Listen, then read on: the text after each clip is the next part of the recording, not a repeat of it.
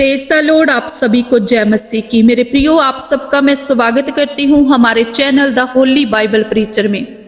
आज हम जानेंगे मेरे प्रियो के गुप्त पाप क्या है, और नंबर 2, गुप्त पाप के क्या परिणाम हमें भुगतने पड़ सकते हैं, और नंबर 3, गुप्त पाप से हम बाहर कैसे आ सकते हैं।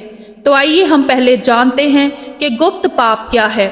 मेरे प्रियो, गुप्त पाप वो है जब हम सोचते हैं कि हमें कोई नहीं देखता, हम बार बार वो गलती करते हैं, वो पाप करते हैं और बार बार उस गड्ढे में गिरते हैं।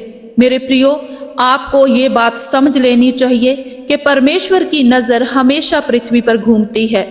जब भी आप गुप्त पाप करें तो आपको ये वचन जरूर स्मरण होना चाहिए कि यहोवा की नजर पृथ्वी पर हर समय घूमती है। यहोवा सब जानता है, उसकी नजर से कोई बच नहीं सकता।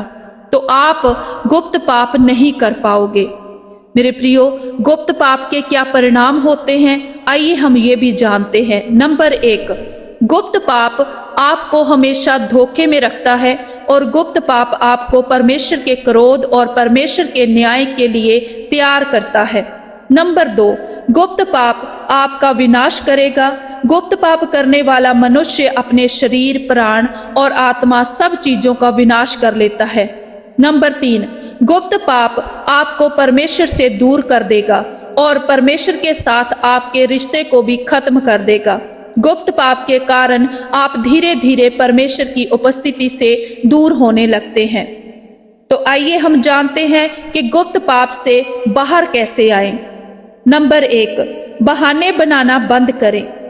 पाप तो पाप है मेरे प्रियो, और पाप की मजदूरी मौत है। इसलिए बहाने ना बनाएं कि बस हो जाता है, जा छोड़ दूंगा, जा छोड़ दूंगी।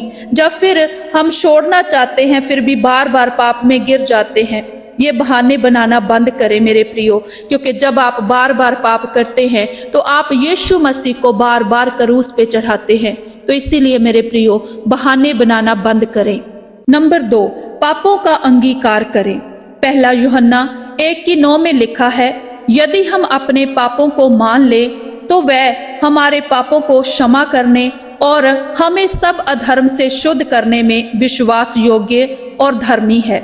जब हम अपने पापों को अंगीकार करेंगे और सच में पश्चाताप करेंगे तो परमेश्वर हमें उन अधर्म के कामों से और गुप्त पापों से बाहर निकाल लेते हैं। मेरे प्रियो, तो आपको पापों का अंगीकार करना है और पश्चाताप करना है।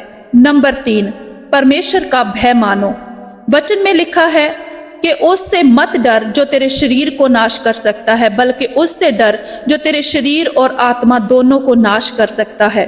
नीति वचन 14:27 में लिखा है, यहोवा का भय मानना जीवन का स्रोत है और उसके द्वारा लोग मृत्यु के फंदे से बच जाते हैं। तो मेरे प्रियो, परमेश्वर का भय मानने में ही आपका जीवन है और मनुष्य सच में मृत्यु के फंदे से निकल जाता है। जिसके अंदर परमेश्वर का भय होता है वो कभी भी पाप नहीं कर पाता।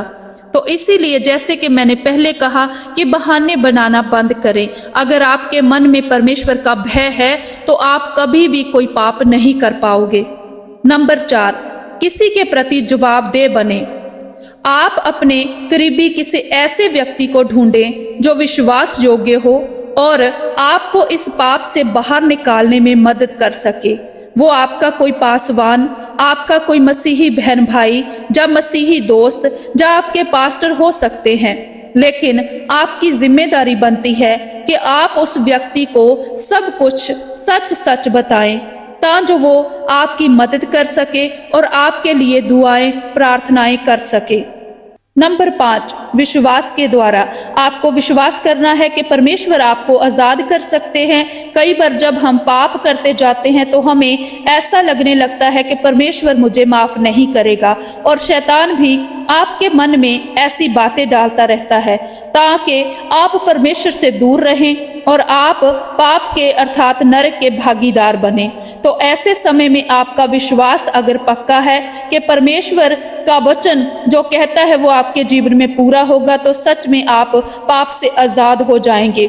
जब आप परमेश्वर के साथ चलने के लिए तैयार है प्रियो, तो परमेश्वर भी आपके साथ चलने के लिए तैयार है। प्रभु आपको समझते हैं और वो आपको आजाद करना चाहते हैं। हम आपके लिए प्रार्थना करना चाहते हैं कि जो भी व्यक्ति इस पाप में फंसा हुआ है, प्रभु यीशु आपको सामर्थ्य प्रदान करे और पवित्र आत्मा आपकी अगुवाई करे, ताकि आप इस पाप से बाहर निकल आए, यीशु के नाम में, आमीन। तो मेरे प्रियो, मेरा विश्वास है कि ये वचन आपको सच में हर पाप से बाहर निकालेगा, गुप्त पाप से आपको आजाद करेगा। आपको इस वचन पे विश्वास करना है और परमेश्वर पे भरोसा रखना है। God bless you all. आप सबको जय मसीह की।